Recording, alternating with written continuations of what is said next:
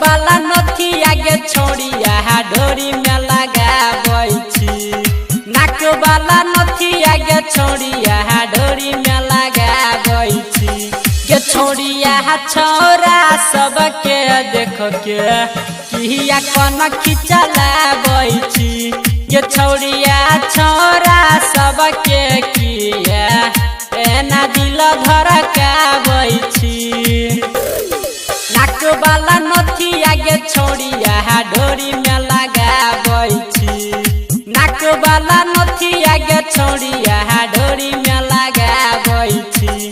गे छोड़िया छौरा सबके देख के किया कन खिचलाबै छी। गे छोड़िया छौरा सबके किया एना दिल धड़काबै छी। अभी आप सुन रहे हैं प्लैनेट म्यूजिक की शानदार प्रस्तुति। छोरा सबके दिल धड़काबै छी। छोरा सबके दिल धड़काबै छी। जगह जगह पर तू करबै छी मार गे। बोलै छी इंग्लिश में पढ़ै छी तू गायर गे। जगह जगह पर तू करबै छी मार गे। बोलै छी इंग्लिश में पढ़ै छी गायर गे। कोचिंग क्लास में गे छौरी मन ललचाबै छी। कोचिंग क्लास में गे छौरिया मन ललचाबै छी। गे छोड़िया छौरा सबके देख के किया कन खिचलाबै छी।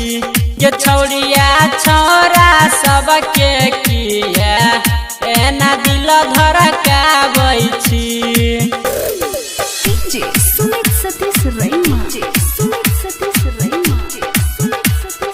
अभी आप सुन रहे हैं प्लैनेट म्यूजिक की शानदार प्रस्तुति। छोरा सबके किया दिल धड़काबै छी। खूब लुटाबै छी किशन के रुपैया। राइटर रमेश केलकौ चोरी नुकैया। खूब लुटाबै छी विवेक के रुपैया। राइटर रमेश केलकौ चोरी नुकैया। रहमान जी यादव के सुन न पीछा किया पड़ल छी। रहमान जी यादव के सुन न पीछा किया पड़ल छी। गे छोड़िया छौरा सबके देख के किया कन खिचलाबै छी। गे छोड़िया छौरा सबके